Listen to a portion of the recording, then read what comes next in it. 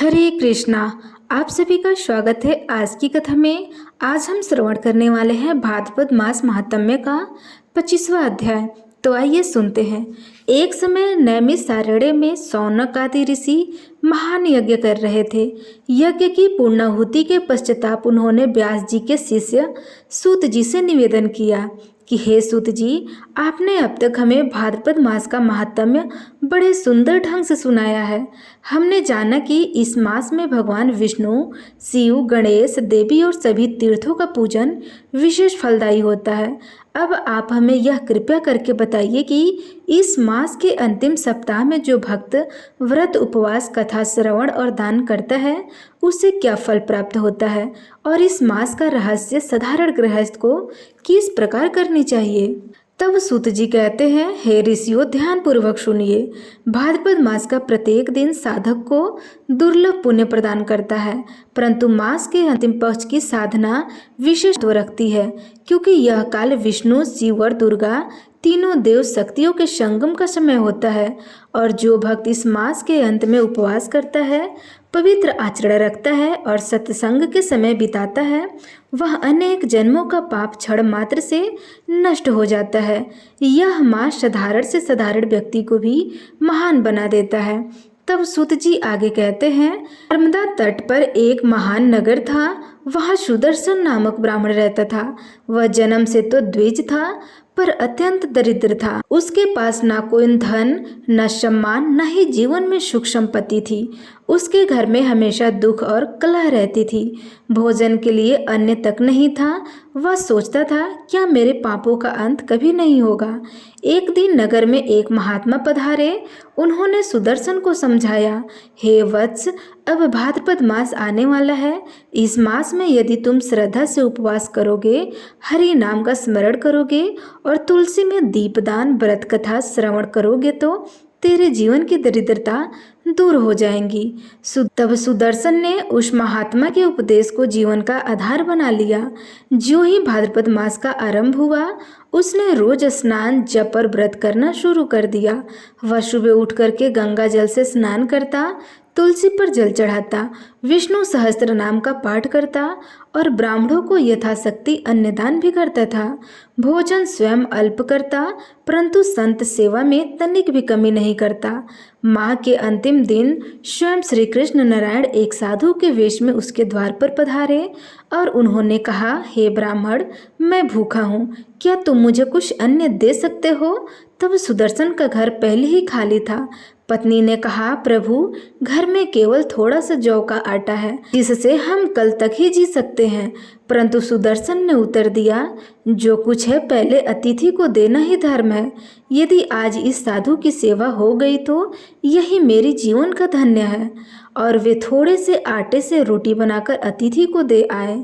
जो ही साधु ने रोटी खाई, वे तुरंत चतुर्भुज श्री कृष्ण के रूप में प्रकट हो गए। तब सुदर्शन दंपति चरणों में गिर पड़े। तब भगवान कहते हैं, वत्स, मैं तेरे व्रत, दान और प्रेम से अत्यंत प्रसन्न हूँ। भाद्रपद मास का यह अनुष्ठान तेरे जीवन का कल्याण कर चुका है। आज से तेरे घर में अन्न, धन और सुख की कभी कमी नहीं होगी और मृत्यु के पश्चाताप तू मेरे धाम को प्राप्त होगा। उस दिन से सुदर्शन का जीवन बदल गया। उसके घर धन धान्य से भर गया, परंतु उसका मन सदा वैराग्य और भक्ति में ही रहा। तब सूत जी कहते हैं, हे ऋषियों, भाद्रपद मास का यह महात्म्य यही बताता है कि सच्ची निष्ठा और श्रद्धा से किया गया छोटा सा व्रत या दान भी अपार फलदायी होता है। और जो व्यक्ति इस कथा को श्रवण करता है, वह दरिद्रता, रोग, शोक और भय से मुक्त होकर जीवन में सुख और अंत में मोक्ष प्राप्त करता है। भाद्रपद मास का प्रत्येक दिन यज्ञ के समान है और अंतिम पक्ष का एक उपवास हजारों अश्वमेघ यज्ञों के समान फल देता है। भाद्रपद मास का अंतिम काल बहुत पवित्र होता है। इस समय व्रत, उपवास, दान और कथा श्रवण से सब पाप नष्ट हो जाते हैं। दरिद्रता और दुख दूर होकर जीवन में सुख और शांति आती है। भगवान स्वयं भक्त की परीक्षा लेकर उन्हें आशीर्वाद भी प्राप्त करते हैं। तो प्रेम से बोलिए, श्री कृष्ण भगवान की जय। प्रिय श्रोताओं, अब आप श्रवण करिए संत नरसिंह मेहता जी की कथा। गुजरात की धरती पर 15वीं शताब्दी में एक महान भक्त हुए। उनका नाम था नरसी मेहता। वे जन्म से ब्राह्मण कुल में थे, परंतु अत्यंत निर्धन और समाज के उपेक्षित लोग उनका तिरस्कार करते थे।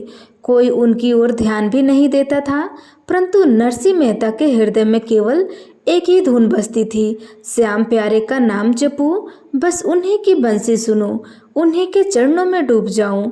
एक दिन नरसी मेहता निराश होकर जंगल में चले गए।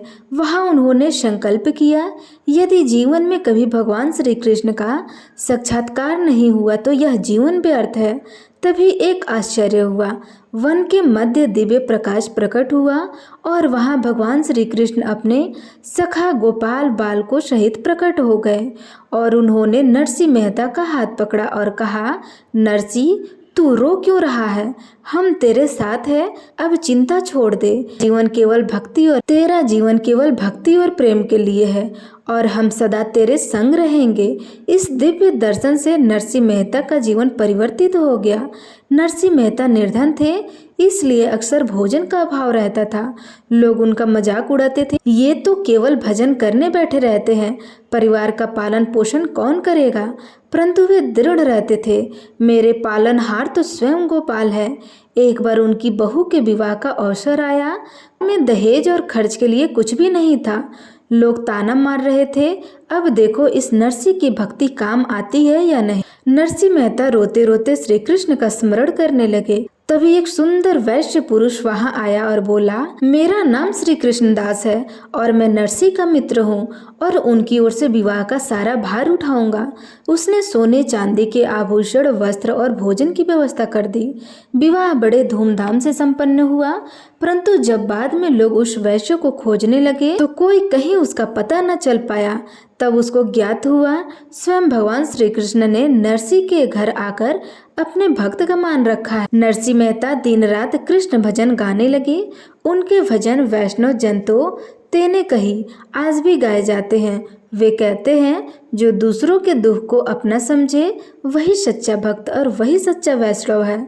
उनके भजन और कीर्तन से गांव-गांव में कृष्ण प्रेम की धारा बहने लगी। नरसी मेहता ने अपने जीवन के अंतिम क्षणों तक केवल श्री कृष्ण का ही नाम जपा। लोगों ने उन्हें तिरस्कृत किया, निर्धनता ने घेरा, परंतु उनकी आत्मा हर पल श्री कृष्ण की बांसुरी सुनाती रही।